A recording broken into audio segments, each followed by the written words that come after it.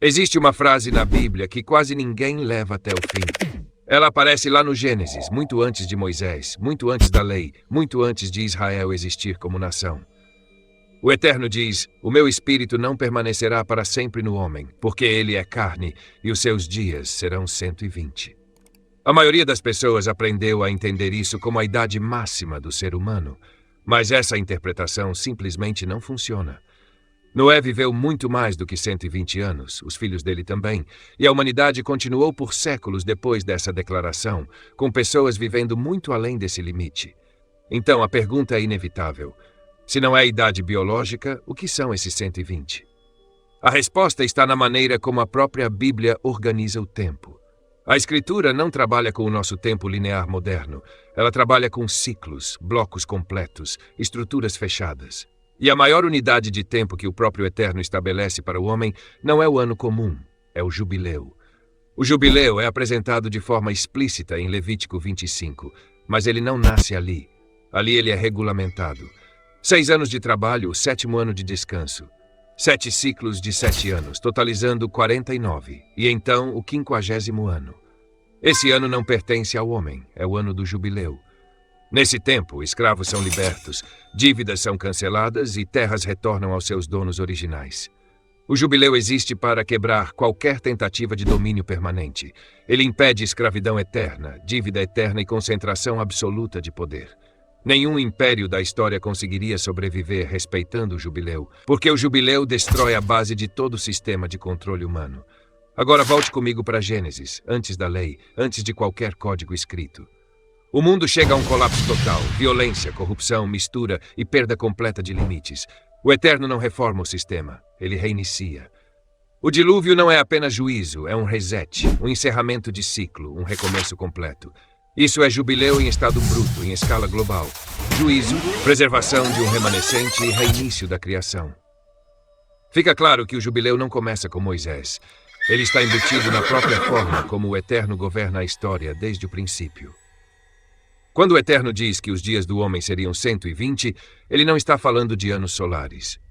Ele está estabelecendo um limite histórico, 120 unidades máximas de tempo concedidas à humanidade sob o domínio da carne. E a única unidade máxima de tempo que o próprio Eterno define é o jubileu. Um jubileu corresponde a 50 anos. 120 jubileus correspondem a 6.000 anos.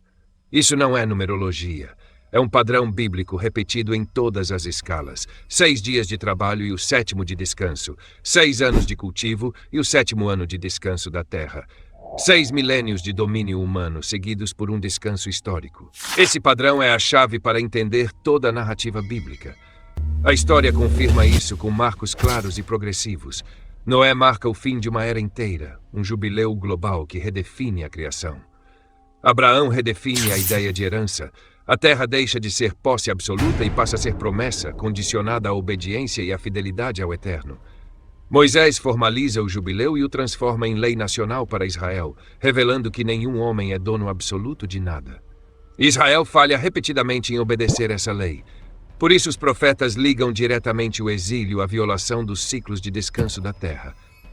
A terra, de certa forma, cobra os seus sábados não respeitados.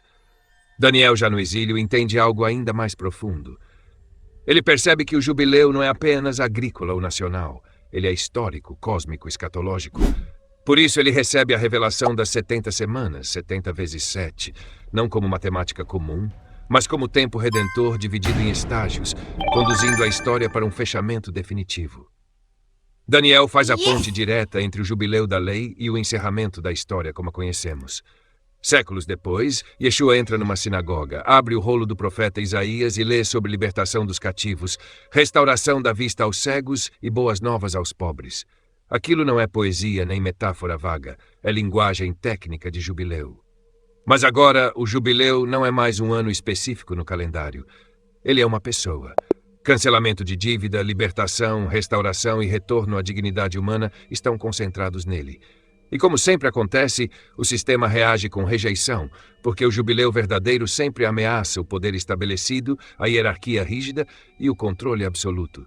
O livro do Apocalipse não cria o fim do mundo do nada. Ele fecha ciclos que já estavam abertos desde Gênesis. Toda a sua estrutura gira em torno do número 7. 7 selos, 7 trombetas e 7 taças, não como caos aleatório, mas como estágios progressivos de esgotamento de um sistema que se recusou a liberar, devolver e cancelar suas dívidas. No centro do juízo final está Babilônia, não apenas como cidade literal, mas como sistema global baseado em comércio absoluto, exploração contínua, escravidão disfarçada e acumulação sem fim. A acusação é clara e direta. Ela comercializou corpos e almas humanas. Isso é a negação total do princípio do jubileu. Por isso ela cai. Não porque o Eterno perdeu a paciência, mas porque o tempo estabelecido se completou. Quando os ciclos se fecham, o que vem não é destruição sem propósito. O que vem é descanso. Depois de 6 milênios de domínio humano, vem o milênio, o descanso da história, o sábado final. Não um descanso de inatividade, mas o fim da opressão, da dívida, do controle e da escravidão. O jubileu final não pergunta no que você acredita, ele pergunta em qual sistema você está preso. Porque quando o jubileu chega, ele liberta uns e derruba outros. O relógio não começou a contar no Apocalipse. Ele começou lá no Gênesis, passou pelo dilúvio, pelos patriarcas, pela lei, pelos profetas, por Yeshua, e agora avança para o seu encerramento. A história não caminha para o caos, ela caminha para o descanso. Os 120 jubileus não são uma teoria especulativa, são um limite estabelecido. O tempo do homem é finito, o sistema atual tem prazo de validade, e o relógio do Eterno não atrasa.